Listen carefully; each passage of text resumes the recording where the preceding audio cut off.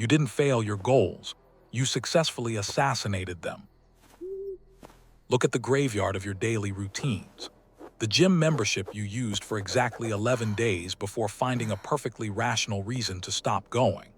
The half-finished manuscript sitting in a desktop folder titled Draft 2, carefully ignored for 8 months. The side business you researched until 3 a.m., bought the domain for, and never mentioned again. If we treat your life like a psychological crime scene, the evidence doesn't point to a lack of discipline. It doesn't point to laziness either.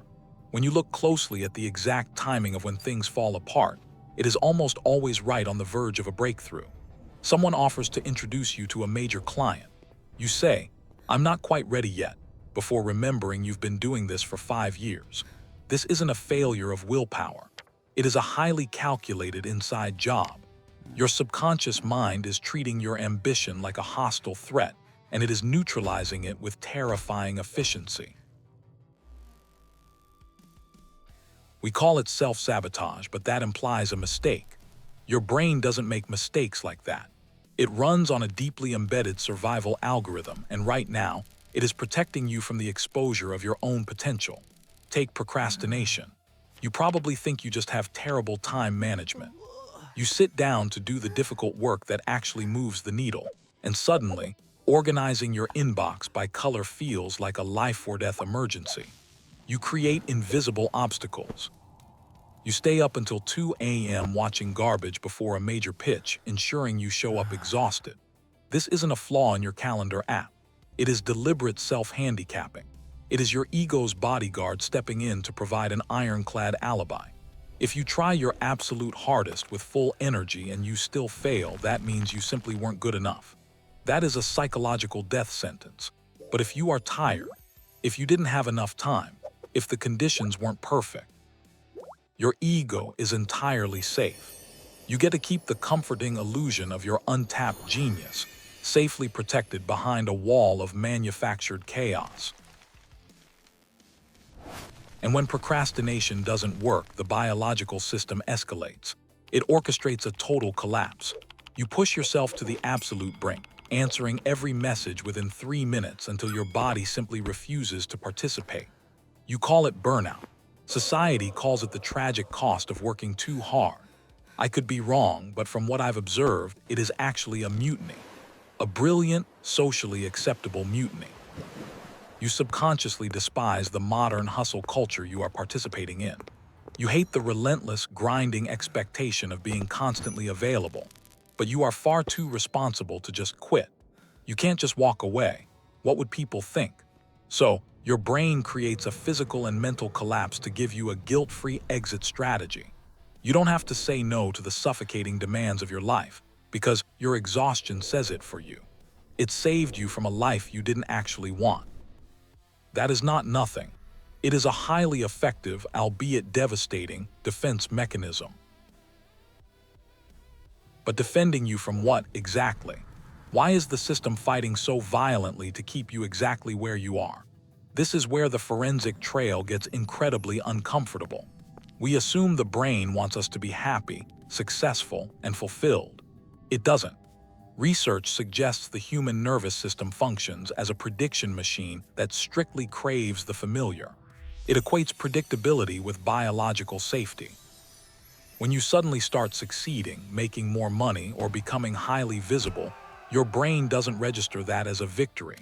It registers it as a massive deviation from the baseline, an unpredictable, high-altitude threat.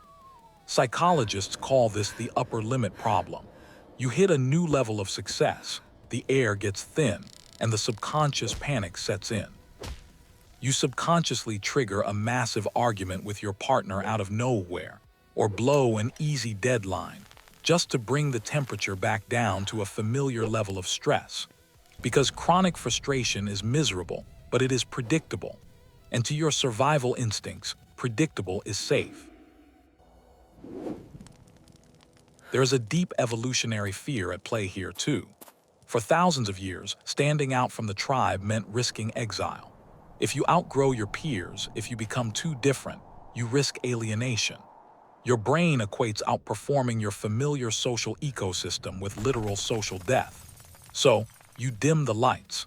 You complain about how tired and broke you are when you're actually doing great, just to blend in at the dinner table.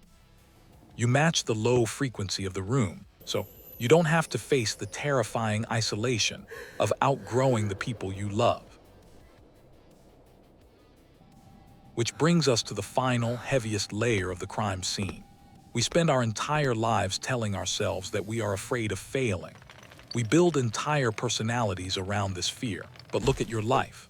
You know exactly how to survive failure. You have done it 100 times.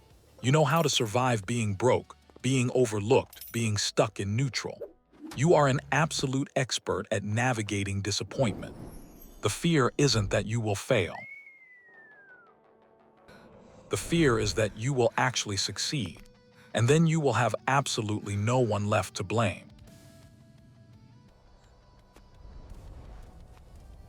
This is the Jonah Complex, the sheer terror of your own highest potential. Because the second you step into your true capacity, you lose something incredibly valuable. You permanently lose the victim card. You can no longer blame the economy, or your childhood, or the algorithm, or your lack of time for your circumstances. Achieving your potential demands absolute, ruthless accountability. It means looking in the mirror and knowing that everything from this point forward is entirely on you. That is a staggering, suffocating burden. It is so much easier to stay in the waiting room of your life, clutching a handful of very reasonable excuses, than it is to walk through the door and face the terrifying weight of your own agency. Recognizing this doesn't instantly stop it. You will probably find a highly creative way to sabotage a perfectly good opportunity by next Tuesday. The subconscious is stubborn, but you can no longer plead ignorance. You know how the trick is done now. The goal isn't to fight your survival instincts. The goal is to negotiate new terms of surrender. You have to sit down with that terrified, protective part of your mind and explain that the war is over. Yes, stepping into success means you will outgrow certain rooms. There is a necessary, heavy grief in that. You will have to let go of the comforting warmth of shared misery. You will have to look at the empty space where your excuses used to live. When you catch yourself hesitating, when you feel that sudden, desperate urge to check your phone right before doing the work that matters, don't get angry at yourself. Recognize the bodyguard stepping in. Acknowledge the fear of the altitude, and then manually override the system. If this framing shifted how you see your own behavior, subscribe to the channel because we are going to keep dismantling these invisible walls. If you want to break the cycle of self-sabotage, you must accept the burden of absolute accountability. You must decide that the loneliness of the summit is better than the suffocating safety of the baseline. You are the only one keeping you here, and you are the only one who can let you out.